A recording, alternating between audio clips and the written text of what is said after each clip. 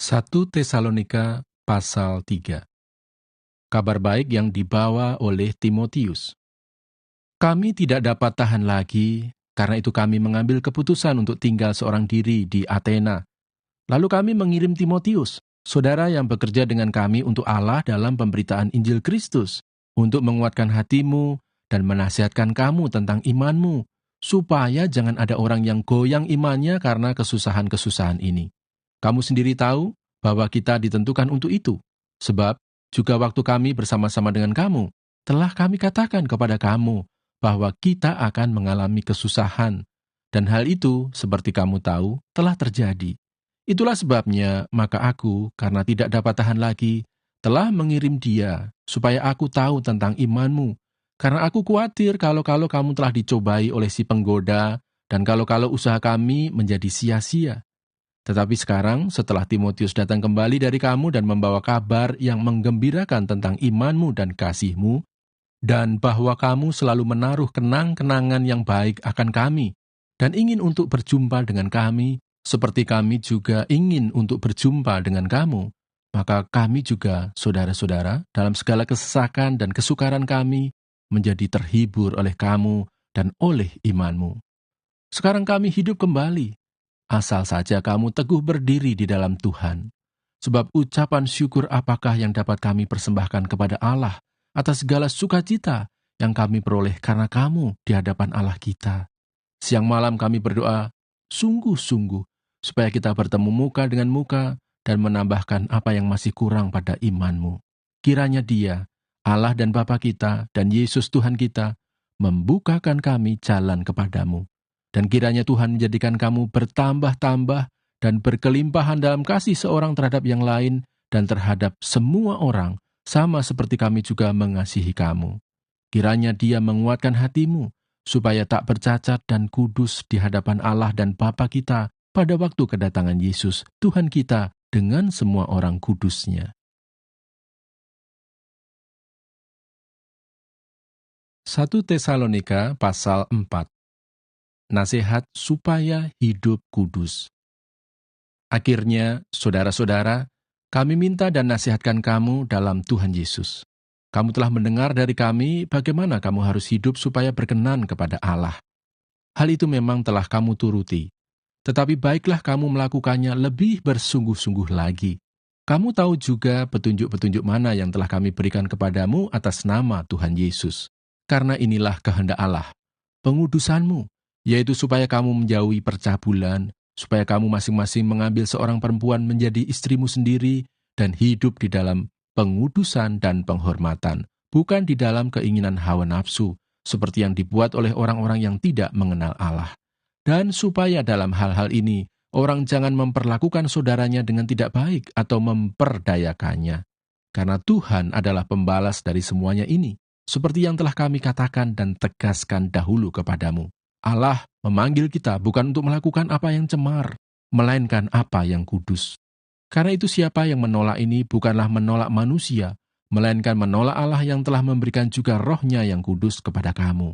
Tentang kasih persaudaraan tidak perlu dituliskan kepadamu, karena kamu sendiri telah belajar kasih mengasihi dari Allah. Hal itu kamu lakukan juga terhadap semua saudara di seluruh wilayah Makedonia.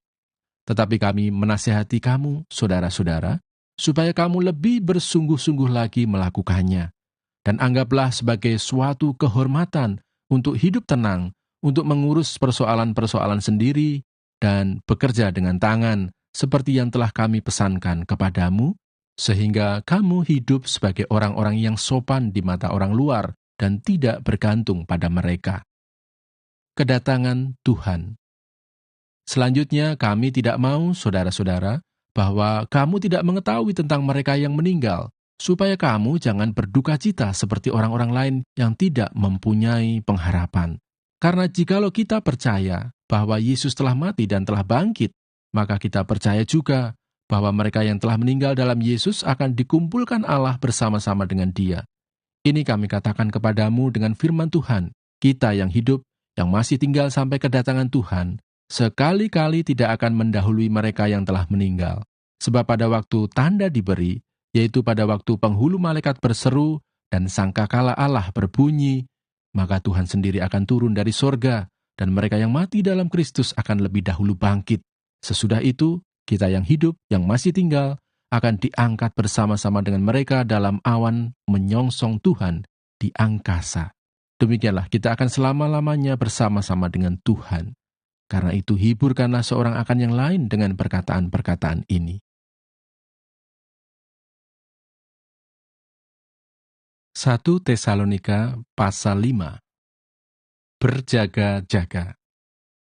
Tetapi tentang zaman dan masa, saudara-saudara, tidak perlu dituliskan kepadamu, karena kamu sendiri tahu benar-benar bahwa hari Tuhan datang seperti pencuri pada malam. Apabila mereka mengatakan, semuanya damai dan aman, maka tiba-tiba mereka ditimpa oleh kebinasaan seperti seorang perempuan yang hamil ditimpa oleh sakit bersalin, mereka pasti tidak akan luput. Tetapi kamu, saudara-saudara, kamu tidak hidup di dalam kegelapan, sehingga hari itu tiba-tiba mendatangi kamu seperti pencuri, karena kamu semua adalah anak-anak terang dan anak-anak siang. Kita bukanlah orang-orang malam atau orang-orang kegelapan. Sebab itu baiklah jangan kita tidur seperti orang-orang lain, tetapi berjaga-jaga dan sadar. Sebab mereka yang tidur, tidur waktu malam, dan mereka yang mabuk, mabuk waktu malam. Tetapi kita, yang adalah orang-orang siang, baiklah kita sadar, berbaju sirahkan iman dan kasih, dan berketopongkan pengharapan keselamatan. Karena Allah tidak menetapkan kita untuk ditimpa murka, tetapi untuk beroleh keselamatan oleh Yesus Kristus, Tuhan kita, yang sudah mati untuk kita, supaya entah kita berjaga-jaga, entah kita tidur, kita hidup bersama-sama dengan Dia. Karena itu nasihatilah seorang akan yang lain, dan saling membangunlah kamu seperti yang memang kamu lakukan. Nasihat-nasihat. Kami minta kepadamu, saudara-saudara, supaya kamu menghormati mereka yang bekerja keras di antara kamu, yang memimpin kamu dalam Tuhan dan yang menegur kamu, dan supaya kamu sungguh-sungguh menjunjung mereka dalam kasih karena pekerjaan mereka. Hiduplah selalu dalam damai seorang dengan yang lain.